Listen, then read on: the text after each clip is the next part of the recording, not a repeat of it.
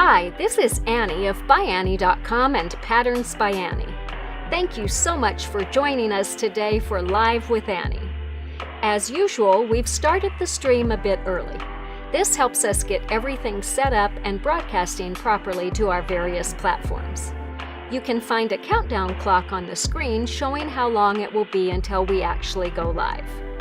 While you wait, please connect with us and other viewers in the chat. Let us know where you are from and whether you're a new or longtime viewer. We'll see you live soon!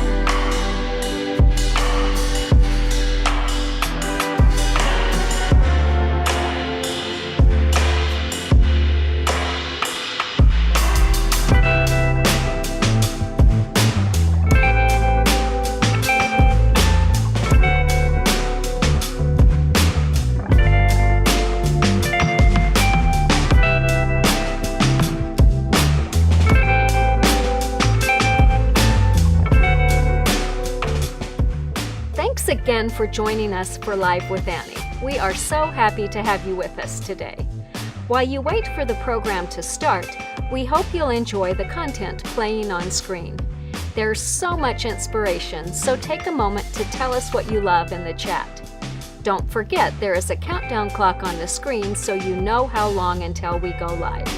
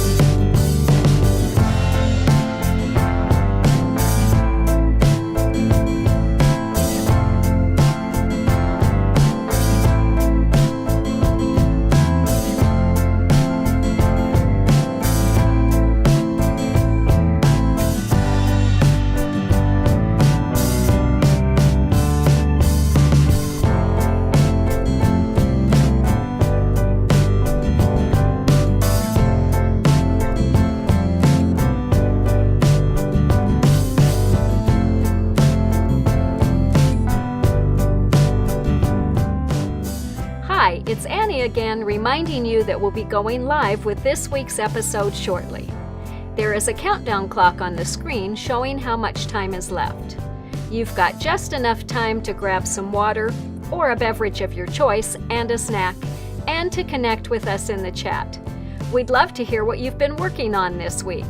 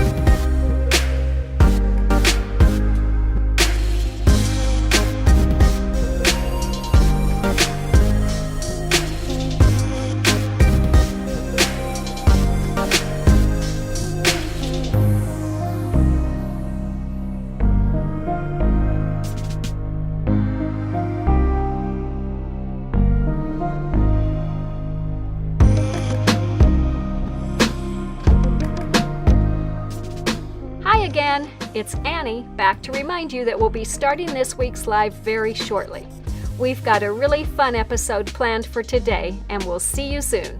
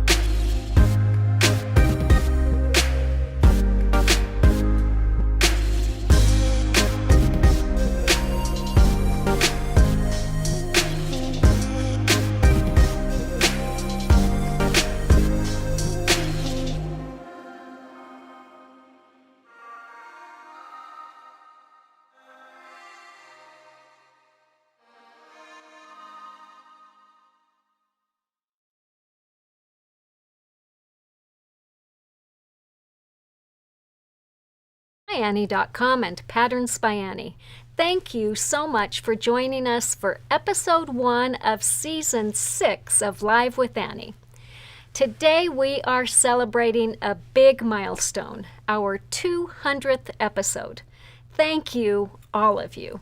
Your support and enthusiasm over the past 5 years has meant so much to all of us. To celebrate, we're going to take a look back at some of our most popular, most memorable, or just plain fun episodes and talk a bit about what's coming next. And our 9th annual local quilt shop contest is in full swing, so we'll also share an update and info about how you can support and celebrate your favorite shop. It is really awesome to see all of you here. Whether you are joining us live or watching later, we are grateful that you've chosen to spend part of your day with us. If you haven't already done so, please take a moment to follow us wherever you are watching.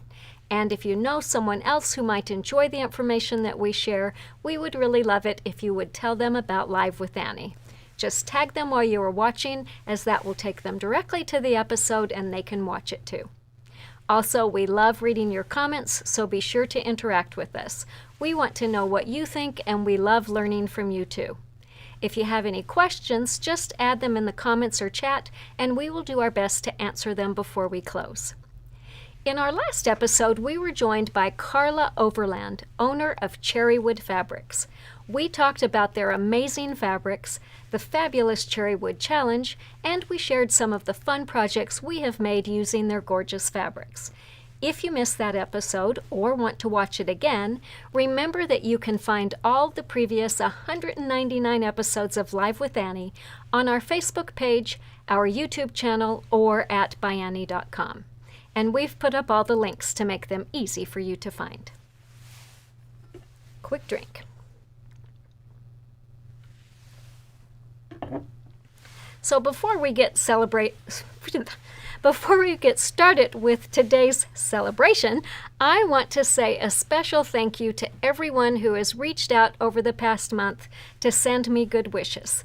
If you haven't already heard, I tripped on a curb just after Christmas and broke my right wrist. In an instant, my world and my ability to sew and do a lot of other basic things came to a screeching halt. This injury has been a really big reminder to me of how quickly business as usual can change. I had surgery to add a couple of plates in early January. That was followed by 2 weeks of meds, icing, and rest, and I learned that healing really wears you out. I did a lot of sleeping during that time. The stitches came out about a week ago, and now I'm working hard at physical therapy. According to my therapist, my body produces scar tissue in spades, so my fingers and thumbs on this hand are really more of a claw than a hand. As she explained, they weren't injured in the fall, but their tightness and lack of movement are the shrapnel or collateral damage that resulted from the break of the wrist.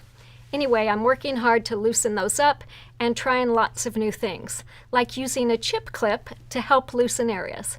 Who would have thought? I have to say, mending a broken bone is one thing. Learning patience while navigating daily life with just one hand is another. Thank goodness I've had family nearby to help me in these first few painful weeks. I am pleased that after a month, I am able to shower on my own. Fold-over elastic was especially helpful for keeping my arm dry before the stitches came out. I've also mastered getting dressed on my own and found that an extra long zipper pull has been really instrumental in zipping my vests. And thank goodness for stretchy pants. If someone opens cans and does some chopping for me, thank you, Glow, for lots of chopping for me. I can cook, and I'm getting pretty proficient at writing and typing and even tying my shoes with just my left hand. But I am still dependent on others for so many things, and everything seems to take at least 10 times longer than I expect. So it really drives home the message that a fall can change everything.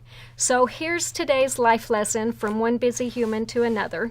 Slow down, look down, and give yourself a little grace. And remember that taking care of yourself counts as productivity too. And if you've experienced a mishap like this, I would appreciate any advice or tips you can share. Just add them in the comments. So my plan before that little misadventure had been to celebrate our 200th episode by announcing a multi-part sew-along starting this month. Since this is the only movement I can currently accomplish with my right hand, that is on hold, though we are still progressing with new patterns for spring, and Glow will continue to do the sewing for the add-on videos, plus the pinning and all that stuff too. So watch for some fun new patterns coming in May. The other good news is that we have got a library of 199 past episodes of Live with Annie available to you. Since our very first episode of Live with Annie on January 6th, 2021, we have done a lot of shows together, talking about techniques, new patterns, creative inspiration, collaborations, sew-alongs, contests, and more. I am curious to know how many of you have watched all of those episodes. Leave us a note in the comments so we can recognize you. As I prepared for today's celebration, I really enjoyed a look back at the past 5 years of episodes, and I thought it would be fun to highlight a few fan favorites today. Always certain to be among our most watched episodes over the past 5 years were our regular What's New at ByAnnie episodes, in which we showcased fresh patterns and products.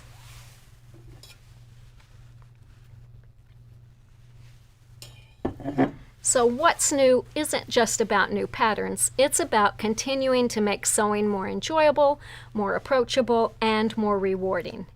In Season 5, Episode 8, we shared our new patterns for Spring 2025. 2 little totes, which are back there, Leader of the Pack, and our fun new jump starter patterns, Tidy Time, Pint Size Pals, and these fun fidget toys. That episode was packed with great ideas and lots of inspiration for projects big and small. Leader of the Pack was designed in response to requests for a larger school backpack, but it's super fabulous for travel too. We work really hard to produce practical, thoughtful, and functional patterns that focus on how people actually use their projects, and Leader of the Pack is really a great example of that. ByAnnie patterns are also built to customize, allowing you to personalize fabrics and placement and add extras to put your own spin on things. We showed several versions of 2 little totes to highlight that pattern's versatility. And the jump starter patterns are ideal to help new or experienced makers build confidence and reinforce skills that you'll use again and again. They are quick, easy projects that use just a minimum amount of materials, and the soft and stable is even included. A big thank you to everyone who has joined us each season for the What's New videos. It's obvious that you all love seeing what's coming next. We will be sharing information about new patterns in our June, July, November, and December episodes, so mark your calendar now for the first Wednesdays of each of those months. Other super popular episodes have been our sew-alongs. Over the years, we've sewed together to make everything from our simple flower wrist pincushion and wristlet strap to Bosom Buddy and Peacekeeper, which is part of our ByAnnie Basics series. In Season 5, Episode 2, we dove into foundation paper piecing, or FPP, with all the tips and tricks for my favorite method of foundation paper piecing. I love FPP for its accuracy and precision, and I shared tips for folding the pattern before starting, sewing using a small stitch, trimming using an add-a-quarter ruler, and joining sections. For this sew-along, we designed a versatile flying geese border. We sized it to use on our Peacekeeper pattern, which is again part of our ByAnnie Basics, but we shared tips for using it in other ways too. So for example, here's a fun on-the-go that we made using the block to accent the pockets on the front flap and on the back. And you can go watch that episode to learn how I decided how to do those. It's been super fun to see makers use the flying geese border in their projects too. Hang on, this is hard to do with one hand. I won't get it up there nearly as nice as Glow had it. Let's try again.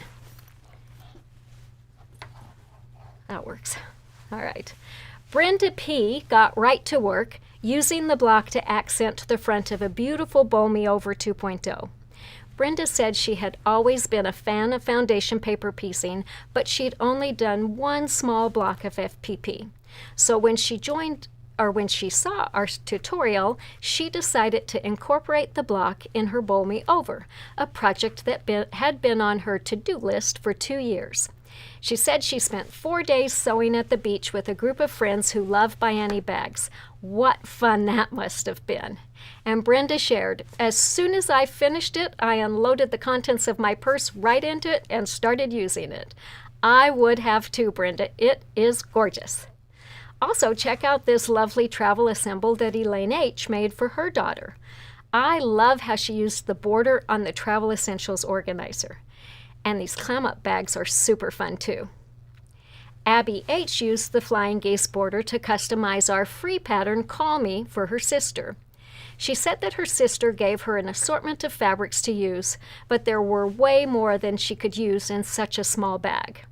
Abby said, luckily, I recently had sewed along with Alive with Annie to learn the FPP technique. So I used the provided Flying Geese pattern to include as many fabrics as I could. I thought that was a perfect solution. Lisa W. used the pattern just as it was designed as a border for Peacekeeper. I love the cherry pink fabrics that she chose for her bag. And Lisa said that this project gave her the opportunity to try her new Dime Monster Snap hoop and to learn edge-to-edge quilting in the hoop. She said she used an edge-to-edge design by Designs by Juju named Sewing One. And Lisa shared, I will definitely use the hoop and Juju designs again on more bags. I love how it turned out.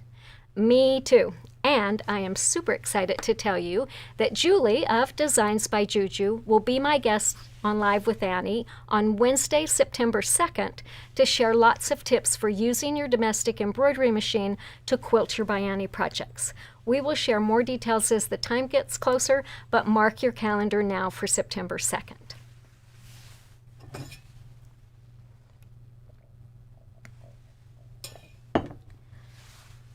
One of the things I love most about Live with Annie is having the opportunity to share real usable tips and techniques that you can take straight back to your sewing room. So here are a few episodes that really stood out for helping sewists work smarter, feel more confident, and make the most of what they already have. Let's start with something we all have plenty of, leftovers.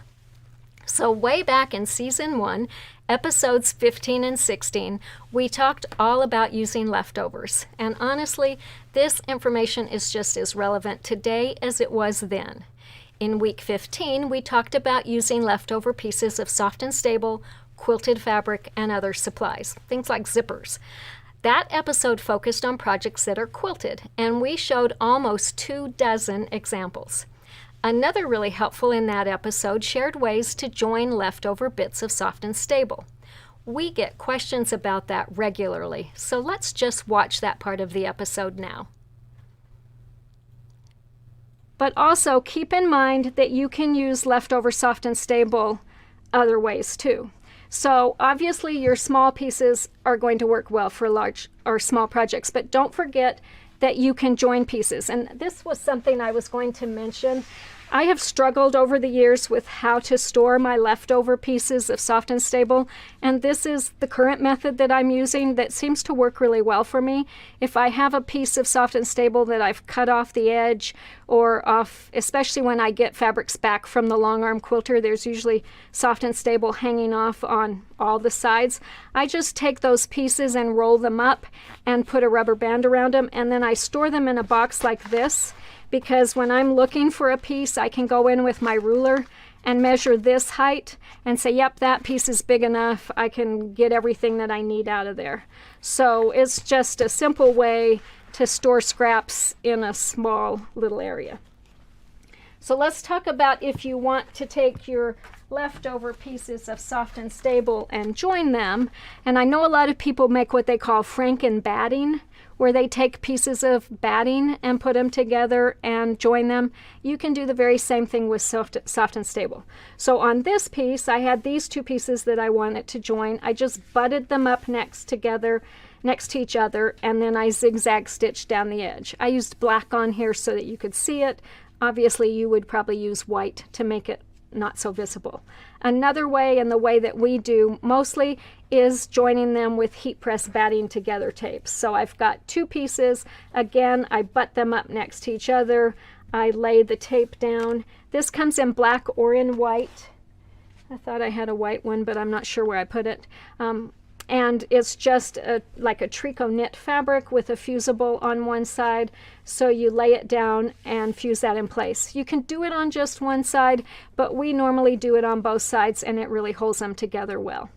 So the thing that we like about using the fusible tape compared to the stitching is that this stays really nice and flat, and you're not going to see any indentations, where, as we've talked, soft and stable, the more you sew through it, the more it compresses. So just by sewing this close zigzag stitching together, we've compressed it right there. If you were putting this under fabric and you were going to quilt it, I don't think you'd ever notice that. But if you were doing something without quilting, you may not want that indentation in that area. So that's why we like using the tape. And our long arm quilter uses this fusible tape all the time when she joins pieces to make really good use of the soft and stable that we give her for our projects.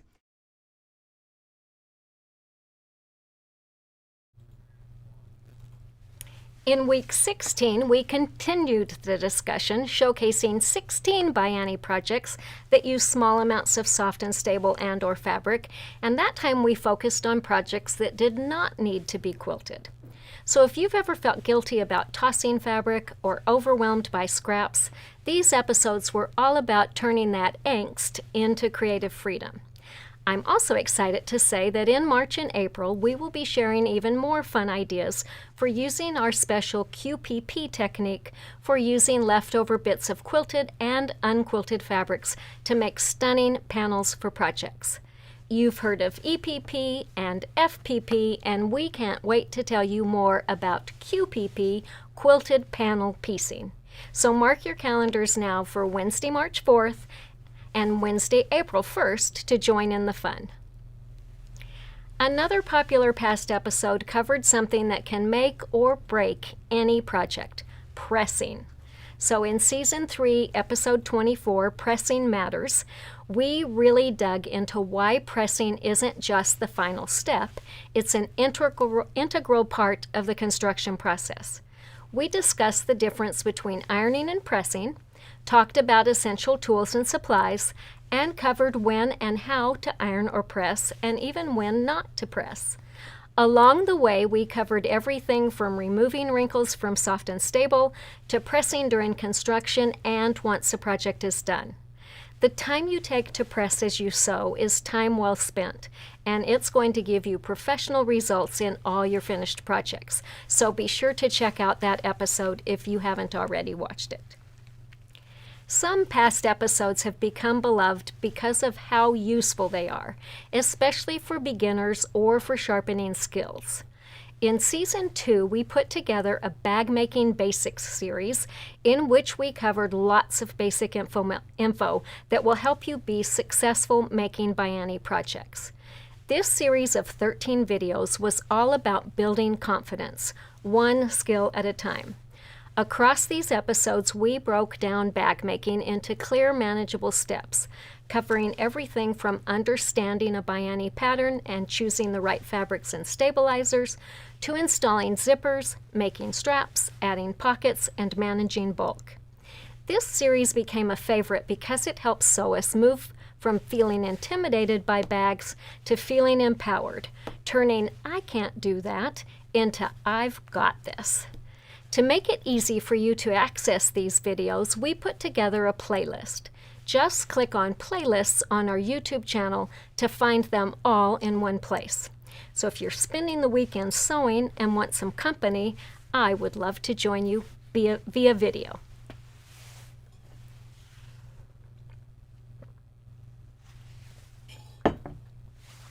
Another vital part of the 200 episodes of Live with Annie is you, our community. Whether it's sharing photos you've submitted to our monthly photo contests, interviews with guest makers, or shared tips from you in the comments, this show really thrives on the connection we build together. We have visited with fabric manufacturers, machine experts, and so many creative stars. Here's a small sampling of the countless talented and inspiring guests who have joined us over the past 5 years.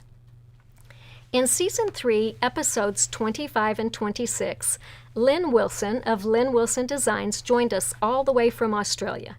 Lynn has a very modern approach to color and design and a real flair for combining fabrics to make beautiful, eye-catching projects.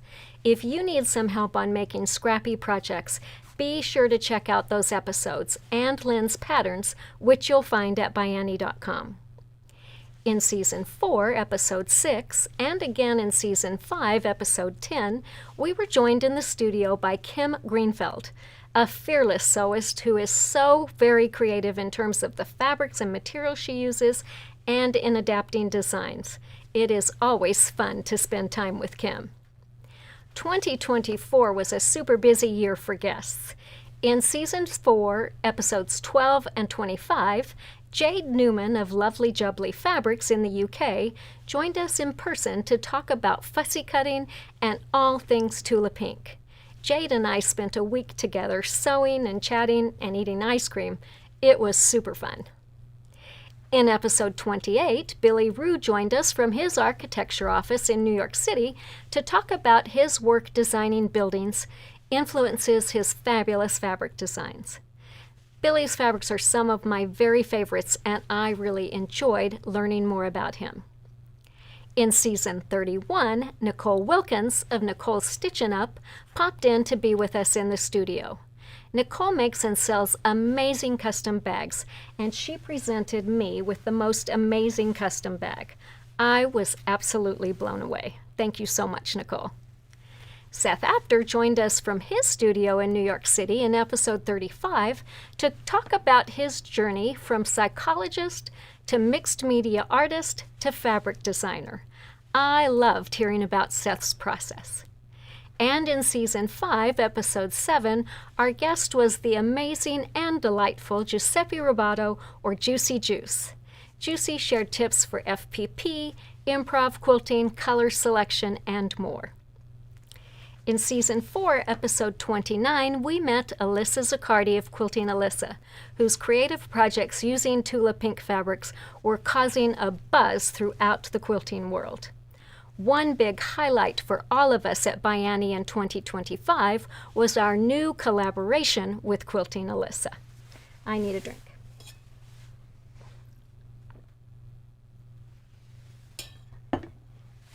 So Alyssa joined us in Season 5, Episodes 13 and 14, to talk about her fabulous patterns.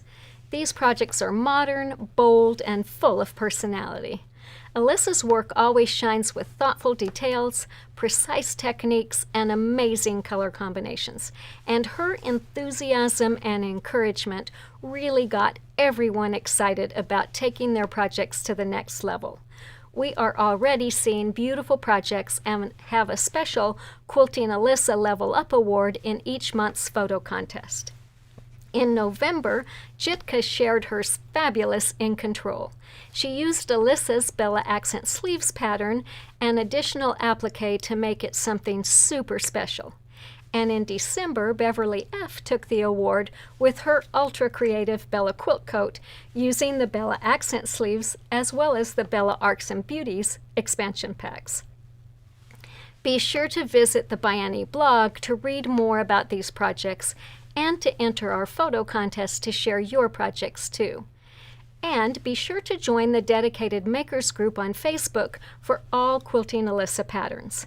Alyssa created this group as a space designed to share inspiration, accomplishments, encouragement, ask questions, and share tips as it relates to her patterns. You can find the group on Facebook by searching for Quilting Alyssa Patterns Makers Group. This is a private group, so you will need to ask to join it, but that's super easy. You just answer some simple questions and submit your request. It might take a little while for the admin there to get you approved, so be patient. You are also welcome to invite friends who would enjoy being part of this creative community. Just remind them that they will also need to answer the membership questions upon joining. This group is already buzzing with activity and inspiration, so be sure to check it out. We can't wait to see what you have created and will create in the future. Over these 200 episodes of Live with Annie, we've also celebrated community and purpose with episodes like our annual So Pink initiative.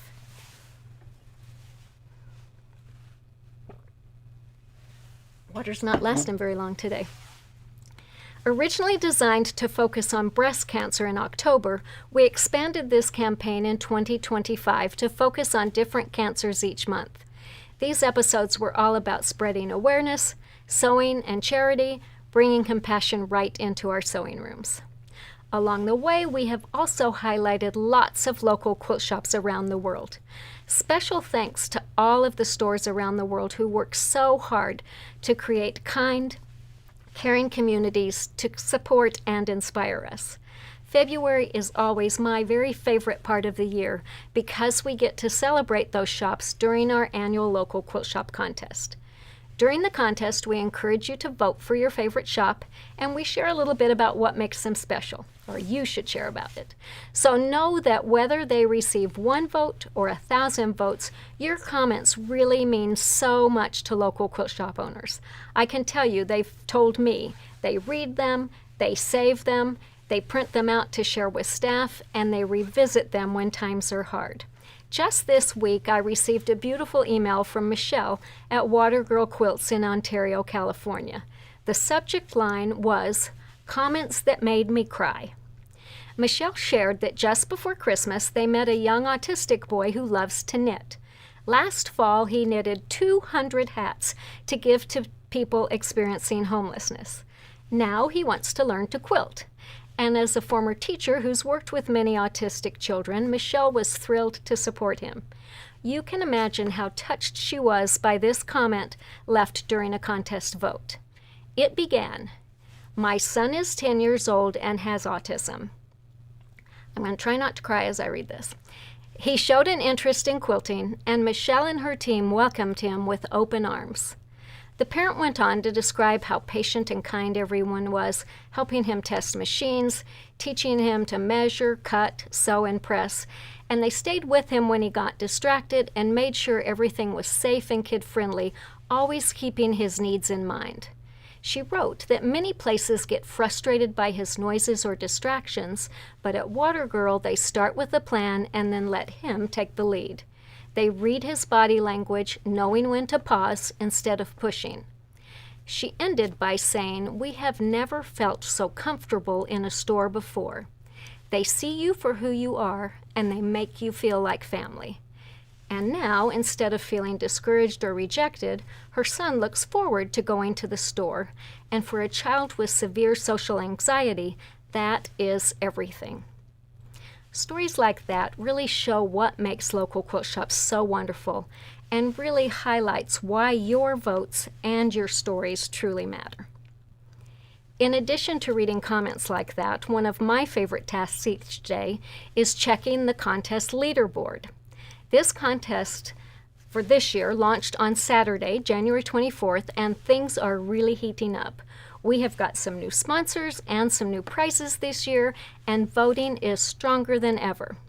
With voting open for just 12 days, as of yesterday afternoon, over 1,200 stores in a dozen countries had already received over 14,000 votes, and we still have over 3 weeks of voting open. There are votes in all 50 states, with Michigan, Florida, and Missouri having the biggest turnout in the polls so far. It's been really fun to see Farm Girl Quilting in Florida and Miss Good Stitch in Michigan duking it out for the grand prize spot. Both stores have pretty much been in the lead since the beginning of the contest, and they're really pulling out the stops. Also in the top 5 worldwide is Quiltslibrary in Dinsleken, Germany, with over 300 votes. Almost 1,300 votes have been cast for 100 shops in Canada, with votes in all 10 provinces. 33 stores in Australia and 18 stores in the UK have received over 200 votes. Something to know is that many of the stores around the world have just 1 or 2 votes, so there is still a lot of room for movement in the rankings. As I said, I thoroughly enjoy watching the leaderboard and reading comments about what you love about your local quilt shops. So here is one big thanks to all of you who have already voted and encouraged your family and friends to vote too. But remember, this contest is a marathon, not a sprint, so there is still lots of time to make things happen. And who knows who will be in that grand prize spot when the dust settles. So please get out and vote for your favorite shop and remind your family and friends to vote too. Voting is super easy, it takes less than a minute, and we'll put up a link to make it easy for you to find. All right, before we close, let's see if there's any questions. It looks like there's just one. What is the smallest size of scraps that would be useful to keep? Now, she says 4 QPP.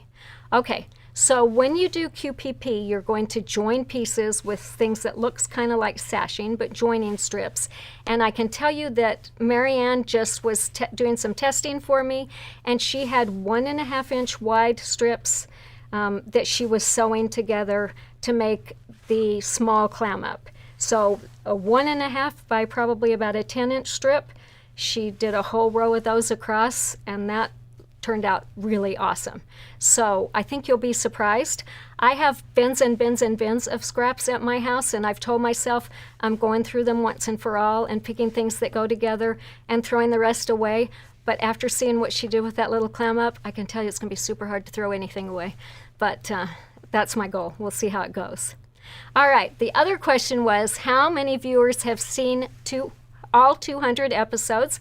And we've got 3 names: Diane David, Karen Arnold, and Joanne Tierney. Thank you, ladies, so much, and watch for something special coming from me. I really appreciate that and want to say thank you. So hopefully all of you are in our system. I recognize some of those names, so I bet you are. So something fun will be coming your way soon. All right, I have to have one more drink before we close here. Thank you again to everyone so much for joining us today and for being part of this amazing journey to 200 episodes. From our very first show to this one, your enthusiasm, creativity, and kindness have really made Live with Annie what it is. So here's to the next 200. All right, before we close, I have one important announcement to make. Randy Jones, who started the amazing ByAnnie Bag Makers group on Facebook, is starting a new slow along for our popular backpack pattern, Leader of the Pack. It's Randy's 13th